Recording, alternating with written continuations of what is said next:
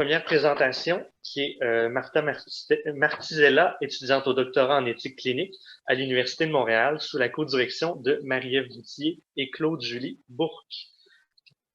Voilà. Bonjour à tout le monde, encore une fois. Comme Martin a dit, je suis Martha Martizella, je suis étudiante au doctorat en éthique clinique sous la supervision de Marie-Ève Boutier et Claude-Julie Bourque. Et dans le cadre de mon doctorat, je travaille en collaboration avec Dr Marc-Antoine Marquis, qui est le médecin responsable de l'équipe de soins palliatifs pédiatriques du CHU Sainte-Justine et avec son équipe. Donc, j'ai le plaisir de vous présenter aujourd'hui, de forme très résumée, une intervention qu'on a réalisée en contexte de soins palliatifs pédiatriques, qui se veut être un pilote test d'une activité réflexive et pédagogique sur les soins palliatifs pédiatriques, avec des intervenants de recherche et de clinique du projet VIE. Mais c'est quoi le projet VIE? C'est un projet de recherche longitudinal qui vise à évaluer l'impact de l'alimentation et de l'activité physique sur la santé globale des enfants atteints de cancer. Les membres de cette équipe de recherche ont exprimé des niveaux de préparation et de confort variables lors de leurs interventions avec des patients qui reçoivent des soins palliatifs pédiatriques. Donc, les intervenants de cette étude se sont demandé ce qu'ils doivent faire face aux patients de fin de vie. Ceci a été vraiment le déclencheur principal qui nous a dit « Oh, il faut développer un atelier ».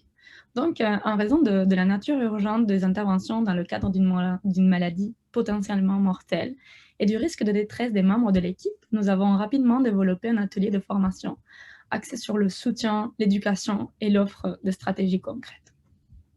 Donc, un atelier d'introduction sur les soins palliatifs pédiatriques a été mené en octobre 2019 au CHU Sainte-Justine avec un total de 16 participants.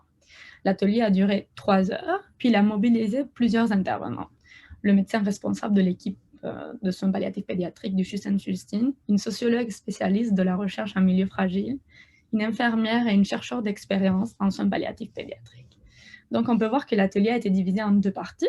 Une première qui contient plutôt un contenu plus conceptuel, dans laquelle on a parlé de la philosophie des soins palliatifs pédiatriques et l'approche utilisée au CHU Sainte-Justine, et des dispositions des soignants intervenants en contexte de soins palliatifs pédiatriques. Et la deuxième, un contenu plus expérientiel, dans lequel on a partagé d'expériences et des conseils des cliniciens et chercheurs expérimentés. Donc, plusieurs outils d'analyse ont été utilisés, et chacun répond à un objectif de recherche et qui vont être présentés dans la prochaine diapo. Donc, l'approche globale utilisée est la recherche-intervention, qui est l'un des modèles de la recherche-action et qui cherche à combiner la recherche et la pratique clinique dans l'optique d'améliorer la qualité de soins et l'accompagnement. Donc, je vais vous présenter par la suite les 3 méthodes qui ont été utilisées avec les résultats pour chacune. Donc, tout d'abord, nous avons tenu un sondage de préparation et d'inscription en ligne qui nous a permis d'analyser les besoins des intervenants et nous a permis de préparer et mieux adapter l'atelier. Donc, on peut voir que plus de la moitié des intervenants de l'équipe de recherche n'a eu aucune expérience d'interaction directe avec le patient ou le proche. Plus de la moitié a peur de commettre des bévues dans les interactions et les activités en contexte de soins palliatifs pédiatriques. Et presque la moitié ressentent de la nervosité, de l'anxiété ou du stress à l'idée juste d'interagir avec des proches ou avec des patients en contexte de soins palliatifs pédiatriques.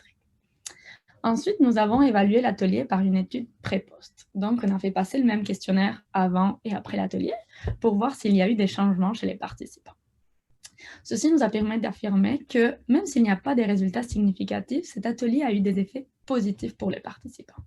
Plus précisément, il a permis à certains participants d'être plus confiants dans leurs tâches, de savoir à qui demander rapidement de l'aide aux besoins.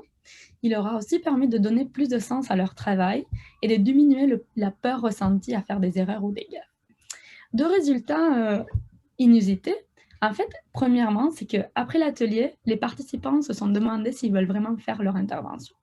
Ceci s'explique par le fait que plusieurs étudiants débutants n'avaient pas été en contact avec des patients en soins palliatifs et prenaient conscience de la complexité et du risque de ces interactions. Donc, ils sont sortis de l'atelier en se posant beaucoup de questions, puis en exprimant apprécier la formation, mais avoir besoin de plus de formation et d'informations sur les enjeux et les motivations de faire la recherche dans ce contexte. Puis, deuxième résultat inusité, c'est que certains ont pris conscience qu'il ne faut pas compter que sur ses proches pour le soutien, qu'il doit être disponible aussi dans le milieu du travail. Surtout aussi qu'il y a plusieurs enjeux de confidentialité. Il te reste 30 secondes, Martha. Même si ces 2 baisses peuvent paraître surprenantes, elles reflètent une bonne prise de conscience suscitée par cette formation. Donc, ils expriment aussi des désirs de participer à des formations axées plutôt sur la communication, entre d'autres. Et ceci, on a pu le voir par le questionnaire de satisfaction. Je vais passer vite à la conclusion. Donc, l'atelier et les commentaires des participants indiquent qu'il est primordial de donner des formations adéquates avant de faire du travail de recherche dans le contexte de soins palliatifs et d'assurer un encadrement et un soutien adéquat aux équipes de recherche qui font ce travail, tout particulièrement aux étudiants débutants.